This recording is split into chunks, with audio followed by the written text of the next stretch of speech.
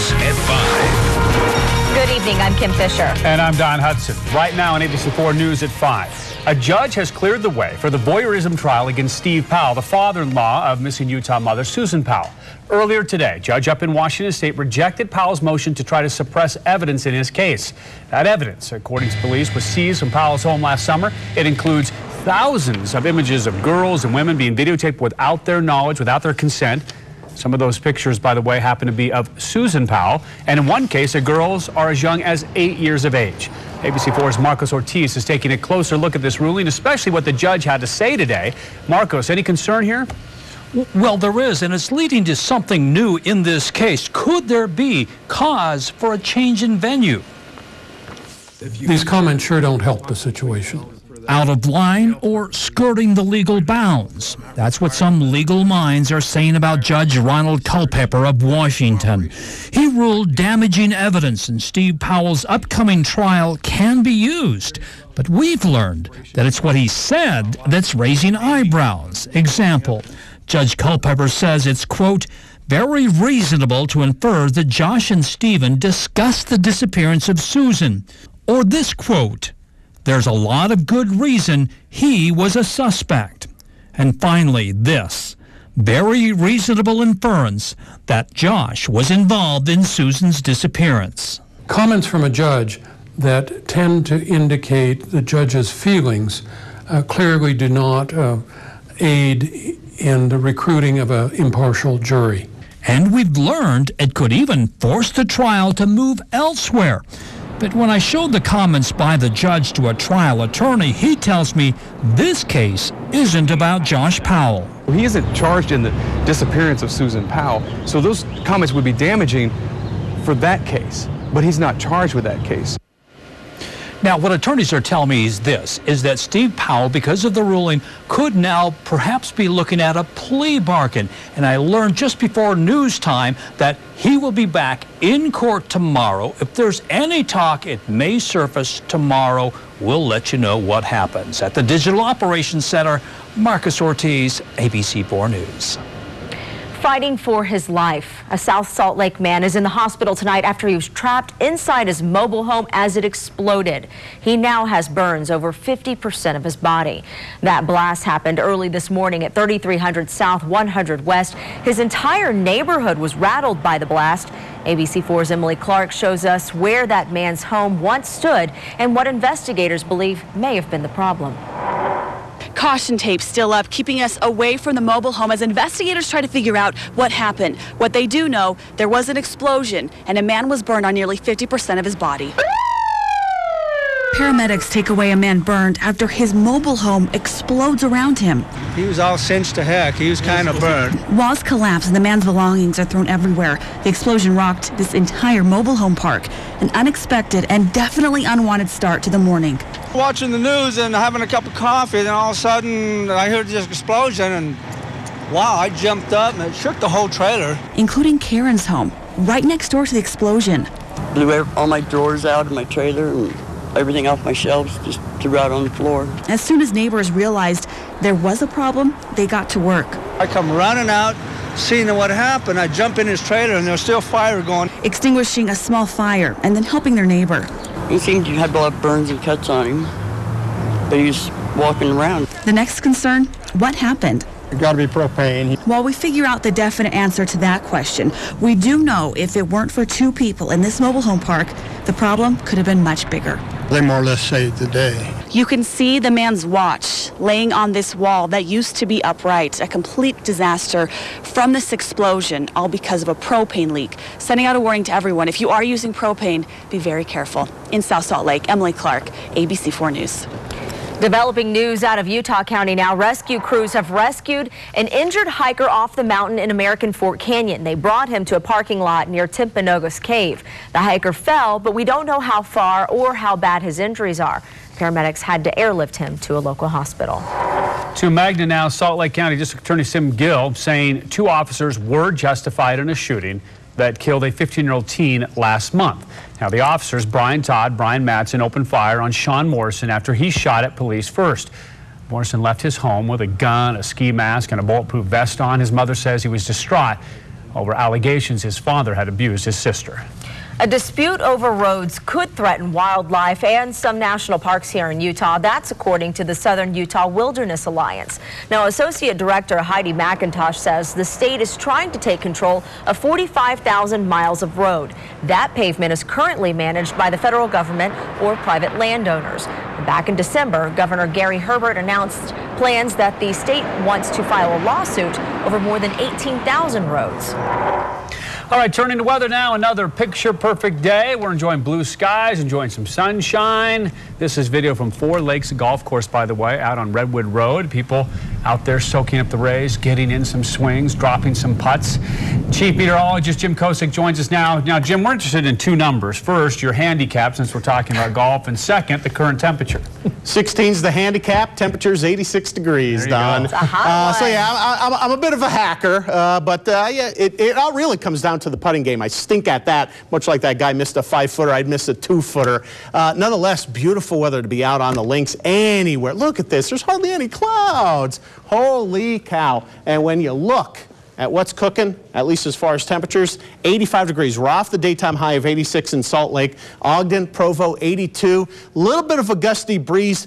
About 15 to 25 miles per hour until the sun goes down. Once that happens, well, last night, this morning was the warmest night of the year. We're still in that same camp, but with the wind diminishing, the clouds are rolling in. Shouldn't be too bad, but for me, it's another window wide open night to help you sleep. Maybe a fan, something.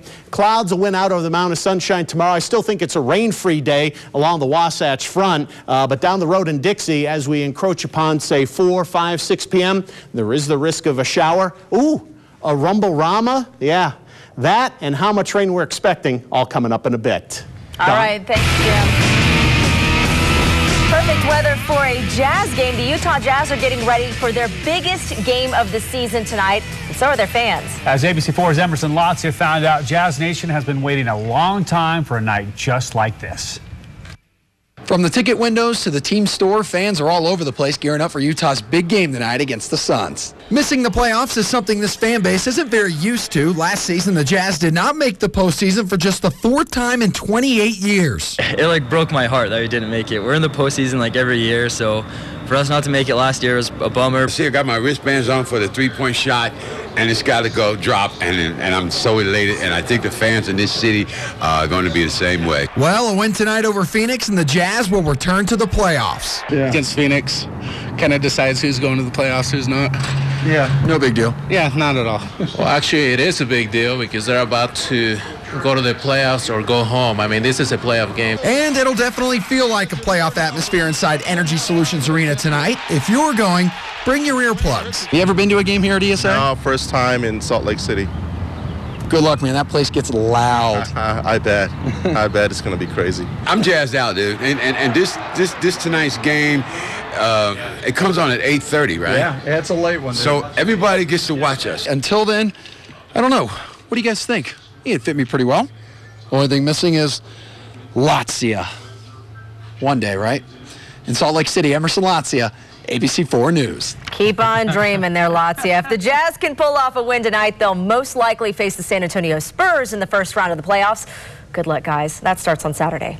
All right, coming up, the first criminal charges have been filed against the oil giant BP. Find out who's in the hot seat for that massive spill in the Gulf of Mexico. Plus, Darcy the cow makes a mad dash for freedom. She escapes her farm and hoofs it 1.5 miles into town. You won't believe where she ended up when we come back. Tomorrow on Good Morning Utah, Flirty Girl Fitness is in our studio, and she is talking about long bike rides. The Tour de Cure is coming up, and she's going to give us some tips on how to get through it. Fantastic. NFL Hall of Famer, Dan Marino. You remember him? Well, he's going to be with us tomorrow morning. He's going to talk about his relationship with AARP. Yeah, it's that time. It happens. We're going to have that and more tomorrow morning on Good Morning Utah. We'll see you then. You're watching ABC4 News in high definition. I want to let you know that the first criminal charges have been filed against oil giant BP in connection with that explosion and massive oil spill in the Gulf of Mexico just over 2 years ago. Engineer Kurt Mix is being charged with obstruction of justice. He's accused of deleting text messages after that spill relating to the amount of oil that gushed into the Gulf. As ABC's Karen Travers explains, more charges are expected. Just over 2 years after the devastating oil spill in the Gulf of Mexico, the first criminal charges have been filed. Kurt Mix, a former BP engineer, was arrested today on 2 counts of obstructing justice.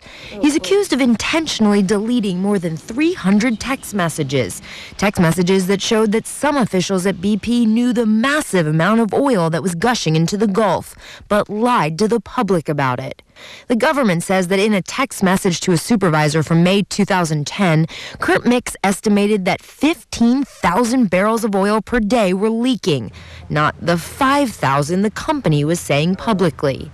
The Justice Department said Mix later deleted this text. In February, Attorney General Eric Holder vowed to bring BP officials to justice. People and organizations have to be held accountable, responsible for the lives that were disrupted, the economic harm that was inflicted upon people who were simply innocent. BP has kept up a massive public relations campaign to repair its tarnished image. When BP made a commitment to the Gulf, we knew it would take time, but we were determined to see it through. The company claims it spent $8.3 billion to lessen the impact of the spill. We feel confident that we're putting the right resources in place to continue to meet the challenges. BP would not comment on the charges against Kurt Mix, but the company said in a statement it's cooperating with the Justice Department on all investigations into the spill. Karen Travers, ABC News, Washington.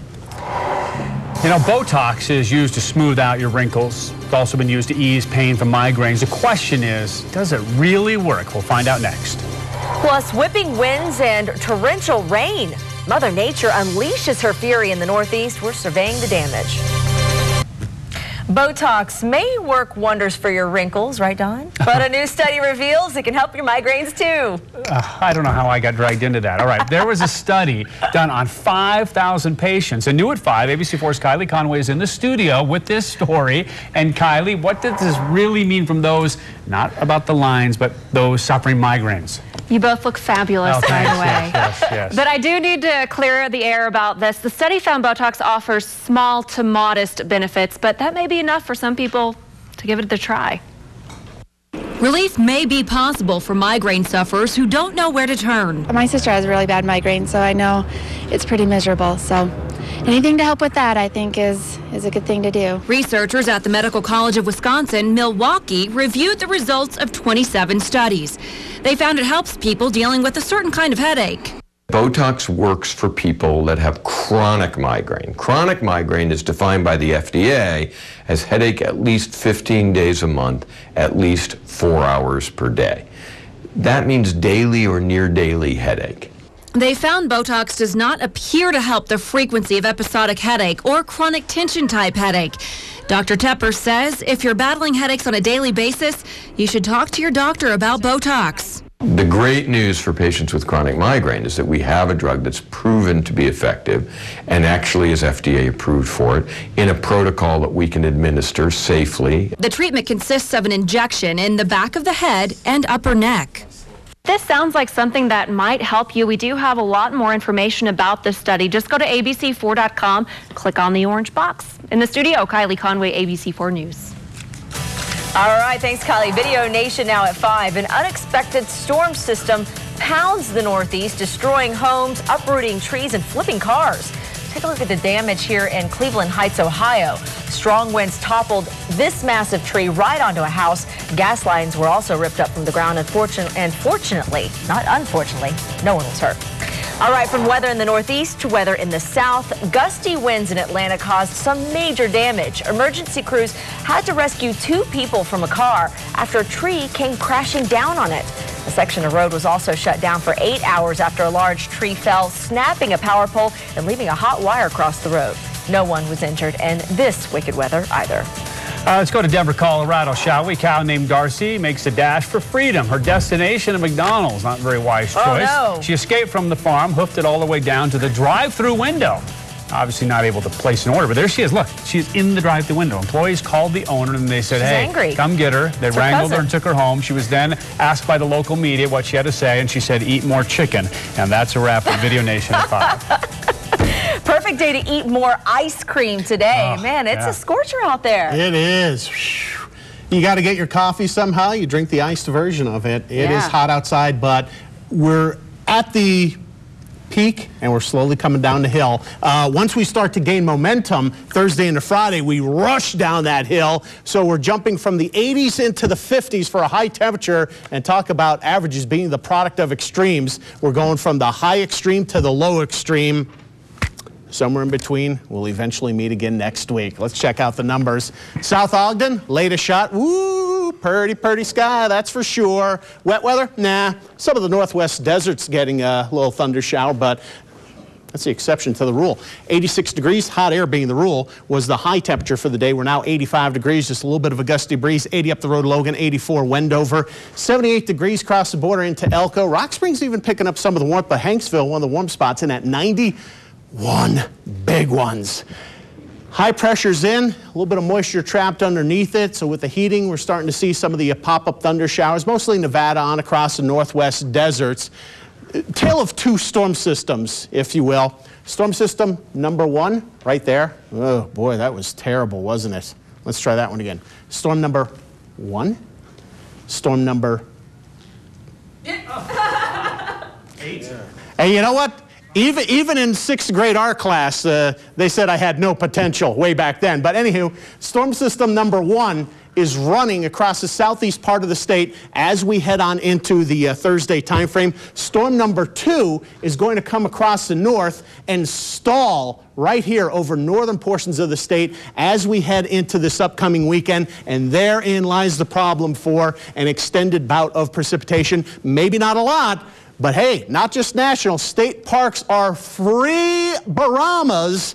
Yeah, it's a play on barometer for the next several days on into this upcoming weekend. But tomorrow, do keep in mind that some of them could have a late day thunder shower, so early and often to enjoy some of Utah's finest. And talk about the finest. First time I was driving west, about 95 miles west of Salt Lake in the Bonneville Salt Flats, I run across this bad boy. Charles took an awesome shot of it. That is the Tree of Utah, otherwise known as the Tree of Life. It stands 87 feet tall, and yeah, it's in the middle of nowhere, but check it out, if you will. And you see something this good, shoot it, send it, pics at abc4.com. Let's talk about what we're dealing with tomorrow. Still a warm day, but we're taking the edge off. Why? More clouds, then sunshine. Not an overcast day, but still awfully warm and still very limited precipitation. So the end result, most places having to wait until Wednesday night or Thursday to get wet. Thursday being the wettest time frame right along the Wasatch Front. So notice the big drop off in terms of temperatures. Friday, Part 2, that second storm system coming away from Alaska, the Bering Sea, may lend toward a shower or two across the northern part of the state. Not a soaker, but it's only 56 degrees. And even this weekend, as the storm stalls, there could be a pop-up afternoon shower, but the balance of the weekend, at least 85% of it is partly sunny and dry. But 100% of it is Chilean. Temperatures warming next week to the 60s and the 70s. Maybe a pop-up afternoon thunderstorm over St. George tomorrow. Isolated severe weather, not out of the realm of possibilities, but most of the action's Wednesday night and Thursday. After that, nah. That Alaskan storm stalls so far to the north, I think we're going to stay dry. It may not be bright this weekend, I'll call it partly sunny, but still on a dry, gusty breeze note. Meanwhile, over the road toward the Cache Valley, yeah, clouds are in during the course of tomorrow, but wet weather, I'm not going to rule it out briefly tomorrow afternoon, but Thursday, that's the name of the game. Some more showers on Friday. Hit-miss action during the afternoon hours on this upcoming weekend. Uinta Basin may not see a whole heck of a lot in terms of wet weather, especially true Thursday is the wettest time frame, then just hit-miss action this upcoming weekend. So do me a favor, take advantage of this stuff. Sure, it's cool, but it's not a soaker this upcoming weekend. So national parks, state parks, they are all for free.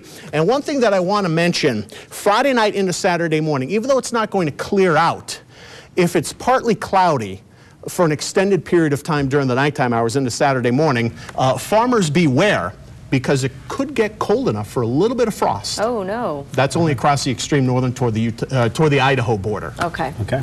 All right, thanks, Cool. Jim. Thank you very much. Okay, so when you think of Salt Lake City, do you think of it as hip? Well, according to Travel Leisure, it isn't. Salt Lake City ranked last for its live music and near the bottom for its list of beer culture. Oh, but there's some good news. Salt Lake is credited for being affordable, quiet, and clean. So what U.S. cities are ranked as top spots for being hip? Drum roll, please. Coming in at number 1, Seattle, followed by Portland, and then San Francisco. So apparently the West Coast is so much hipper than us. We're so close to them, though. We should get some hipness just by default. It's true. We'll be back with weather. Hump Day festivities are off and running tomorrow. Don't get left behind. While clouds may win out over the amount of sunshine, it's still a warm day. Yeah, we'll get close to 80 degrees and the record's 84. So, I mean, that's no slouch, that's for sure. And we're probably rain-free. The only spots that are going to talk about an afternoon or evening thunder shower down the road in Dixie, I highly suspect that we're going to have to wait until sometime tomorrow night, or better yet, even as we head on in through Thursday to talk about more showers and thunderstorms. So big drop-off in the temperature department after tomorrow. After tomorrow. So we got to enjoy it through the weekend, though. You know, absolutely. And if you put down fertilizer, you want it to rain here in a few days. This is true. Yeah, you don't want it to rain the very first day. Right. So not for 24 hours. So we're looking at the bright side. It's all good. And there were tons of people out hiking. It was an inspiration for me. I sat and watched with my... And the golfers, they love it, that's for sure. We are slowly running out of time. World News is coming up next, and Kylie and I will be back with news stories for you at 6 o'clock. But remember, we are always working for you online, bringing you the latest stuff. Go to our website, ABC4. You like that? ABC4.com. I'm a big fan of stuff. Oh, yeah. Stuff's I like good. stuff, too. Real good. New stuff.